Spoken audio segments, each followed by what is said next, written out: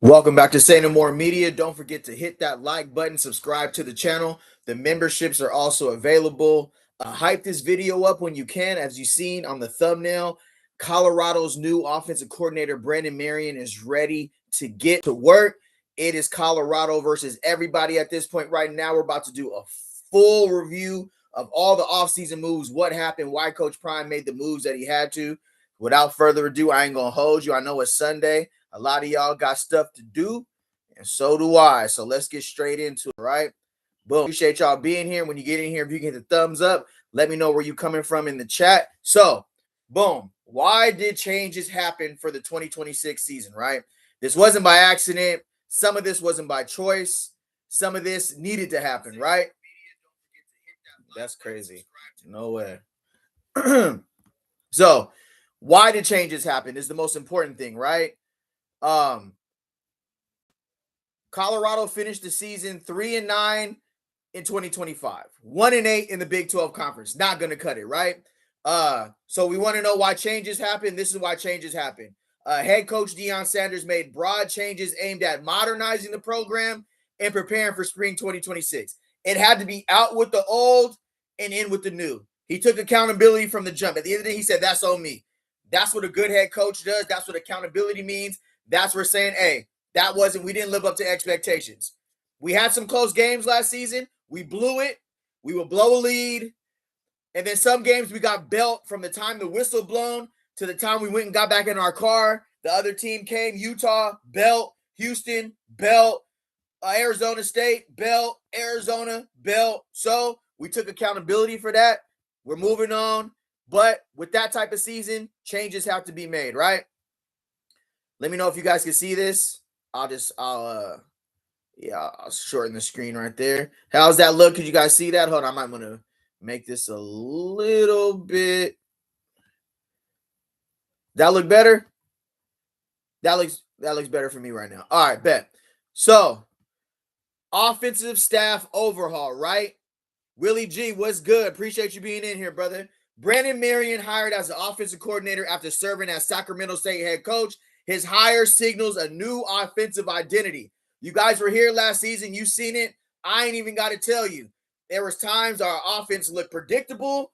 We ran on first down, through the second and third down, punted. We didn't take no time off the clock. It was very bad football that was being played offensively last year. We never committed to the run game when we didn't even have the right personnel and the right play calling to run the type of offense that we wanted to run under Pat Shurmur, right? We rotated 3 quarterbacks last season. It just was nasty work. We only averaged 20 points per game in the Big 12 from the previous season where we averaged almost 30 points per game, 28. Drastic dip off, right? So we go, Coach Prime understands what's going on there. Let's not let my laptop die. That'll be tough when we about to drop this heat. Appreciate everybody being in here, right? Cool, that should be charging. It should be charging. No surprises. Hold on, give me a second. All right, so Brennan Marion just averaged 33 points a game in the Big Sky Conference alone. So Marion's system is geared towards innovation, using his success to attract assistance from his previous stop. So Brennan Marion was able to bring over some of his guys as well, right? How y'all like that Buffalo right there blowing that smoke, going crazy, huh? All right, so offensively, Brennan Marion brings a new identity to Colorado. He was able to get a lot of his pieces out of the transfer portal who he needed. You see that with Cam Perry, Danny Scudero, a lot different wide receivers than what they went for last season.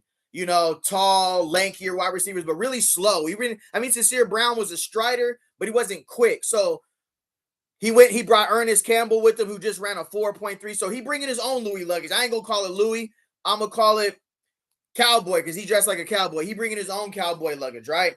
But he understood what it takes, and Coach Prime understood what it takes. You got to let your coordinators get the players they want for their scheme. It's hard to try to match a scheme with players that they didn't want. You're just like inheriting a player that you didn't recruit or a player that you didn't even ask for. So, again, that's where we are. That's where we were stagnated on offense in 2025, right? The offensive staff overall.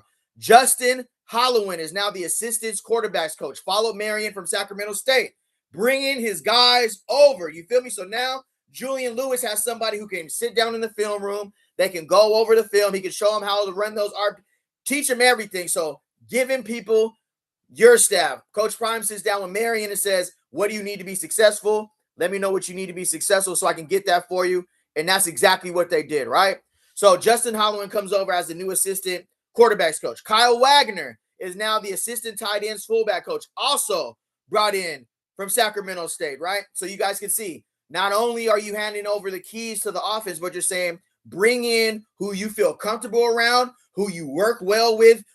We need everything to be right this year. We need Marion to be in his bag. We need Marion to be in his element. We need Marion to be able to bring in who he's bringing in and who knows his system. That's why we ain't got much time. We got 5 more weeks until spring ball. And we remember last season, right after spring, the season was here.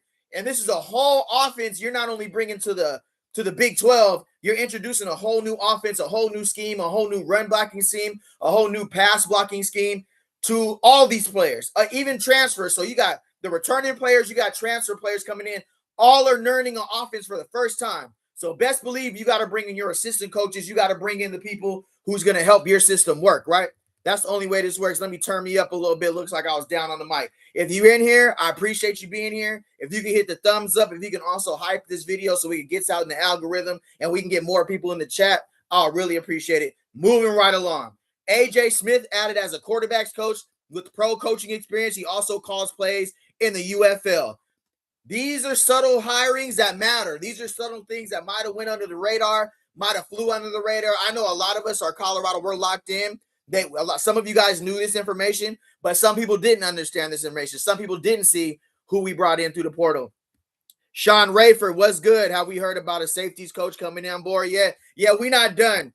I don't believe we're done. Appreciate you being in here. Great stuff. New go-go offensive line, wide receiver plus running back group, winning mentality, belt.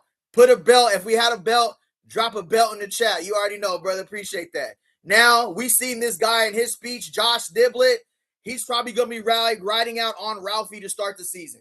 Josh Niblett hired as a tight ends coach at Prep Head, who's known for culture and leadership, and it also looks like him and Coach Prime have a good relationship with each other. When he said his speech, I ain't going to hold you. I was locked in. I was ready to go back out there. I'll probably get belt if I stepped on the field right now, but I would still try. I'm pretty sure some of y'all would too. But I'll probably leave on the stretcher. But you give me a couple months, I could go get you 4 catches for 35 yards right now. I ain't going to hold you.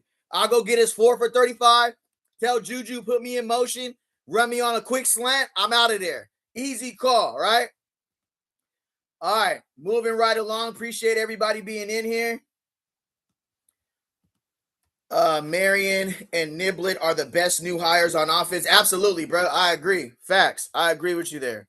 Absolutely. I love the energy. I love the focus they're bringing, and I love the attention to detail and a winning culture. You know, I ain't gonna lie. No disrespect to Brett Bartoloni and Pat Sherman last season. We need fired up. We need motivators as well. You know, we can't sit back and we can talk. I mean, Brett Bartoloni tried to fire the guys up. He really did. But for the most part, with Pat Sherman, he was more laid back from the NFL style. We need coaching and high school style for these kids to motivate them. It is what it is. So I agree with you. I love that. I love who they brought in. So moving on over to the defensive side, right? To the defensive coaching additions. Chris Marv was brought in as a linebackers coach with over 10 seasons of college experience, including defensive coordinator duty. So we have a linebackers coach, and it looks like old boy was moved to assistant linebackers coach from last season, who's been with Coach Prime for a minute. If you know his name, drop it in the chat for me right now. It's missing me as far as like his name, but a lot of our coaching staffs last season moved to either assistant coaches or some of them aren't here anymore. But season like that calls for changes. I think all this is going to work for the best of us. Aaron Fletcher hired as the cornerbacks coach with Power 5 background and previous defensive leadership roles. Yeah, Coach Hart. Appreciate you, Sean Hart.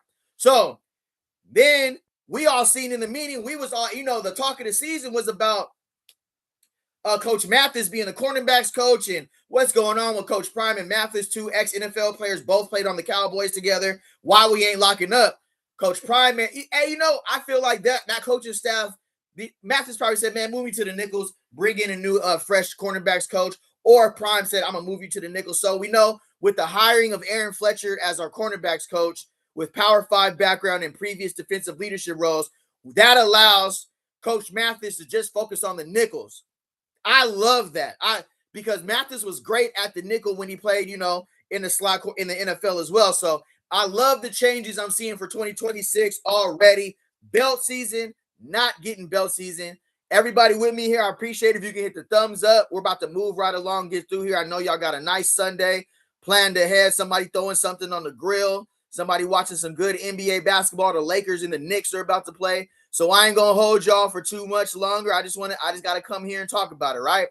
Another big move that we did, right, was drag that down a little bit. Personnel recruiting support reshape. So Rashad Rich hired as director of recruiting, bringing experience in talent evaluation and portal strategy. We also seen the promotion of my guy yesterday. Darius Boyd, he got promoted as well. He was with us for 2024 and 2025. Coach Phillips steps away, heads over to Memphis. We need new eyes on the program. We're reshaping, restructuring. After a 3-9 and 1-8 season in the Big 12 belt, it's time to reshape. Hey, it's time to bring in new eyes, time to bring in new methods, all of that. Elder Wayne, how you doing, Elder Wayne? Good to see you, bro. If you want a great college team, you need great college coaches. That's a fact. Absolutely. Could have said it better. Donovan 5, what's good, Brody? Who's making these graphics? Hey, your boy. If you need some graphics made, holla at me. I put a lot of work into this. So that's why I would love if you guys would join the membership, support the channel. It's up to you.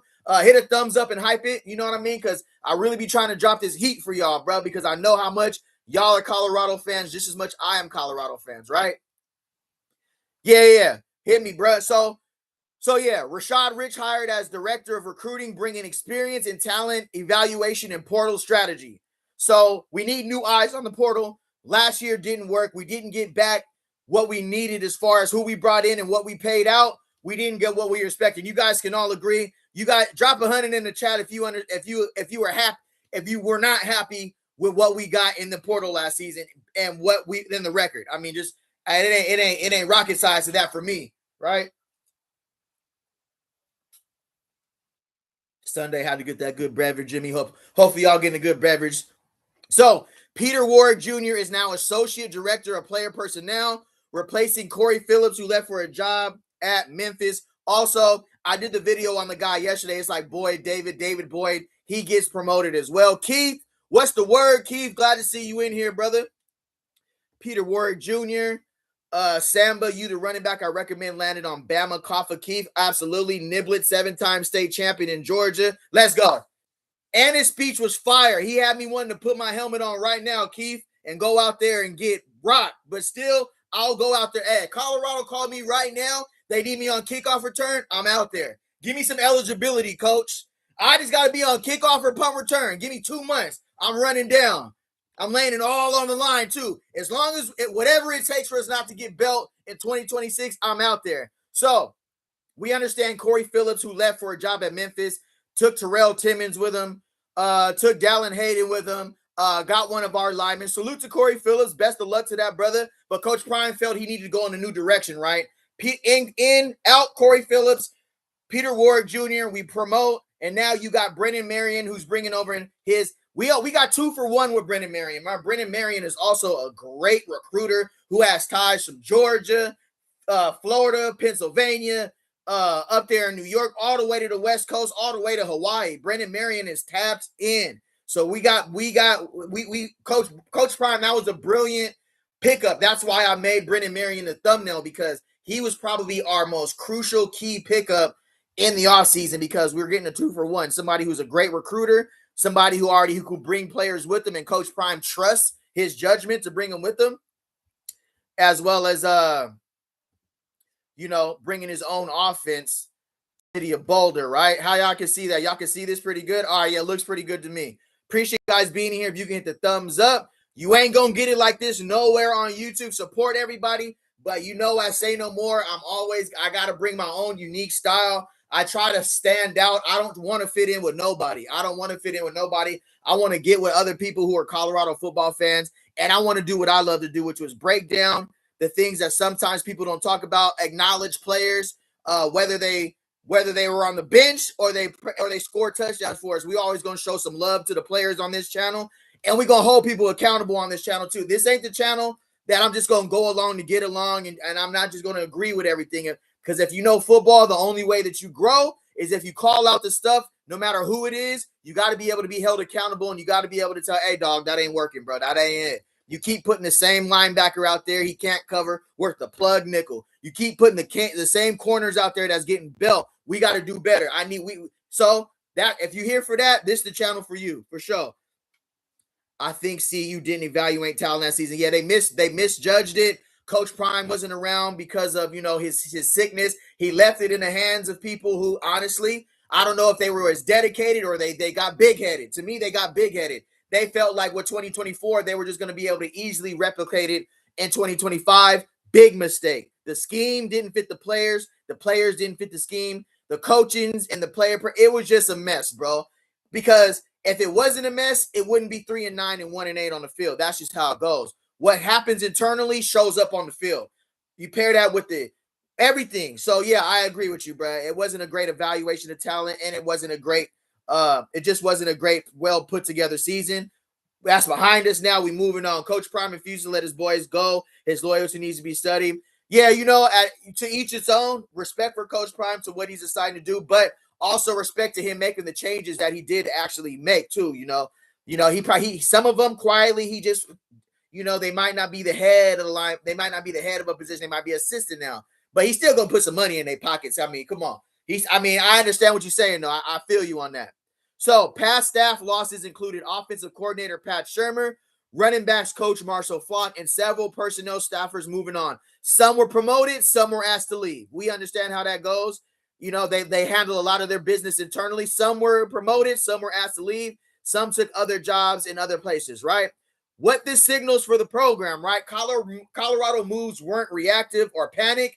There were strategic reset moves focusing on youthful offensive innovation, more relatability. Pat Shurmur was kind of older. He really got along with Shador, but I don't know how much he related to some of the younger guys. I don't want to put this is what I seen. If you were there in Boulder, I know no disrespect to Pat Shurmur, but Brennan Marion just brings a whole different type of live. Everybody can feel it. Everybody's excited. Everybody can see the way he's reacting with the kids. It's like turning over a new chapter in the book.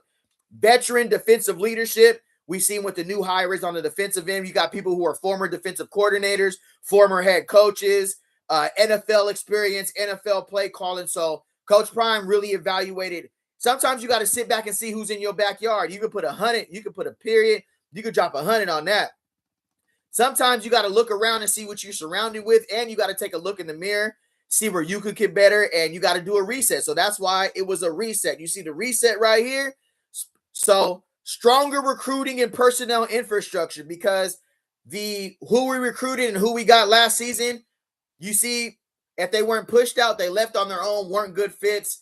Wherever it is, I'm a big advocate for players have a voice too. I don't think it was all on the players last season. I think there was some bad play calling, but coaches took accountability for that. I think there were some horrible decisions on a depth chart, who they threw out there, because they was getting built. So that's where it comes with stronger recruiting and personnel infrastructure.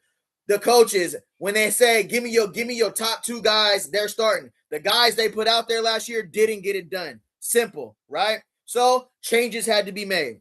I'm always keep it real on this channel, bro. I got to. That's the only way we can get better in football. You got to be able to grab somebody by their face mask and tell them that ain't it, coaches included.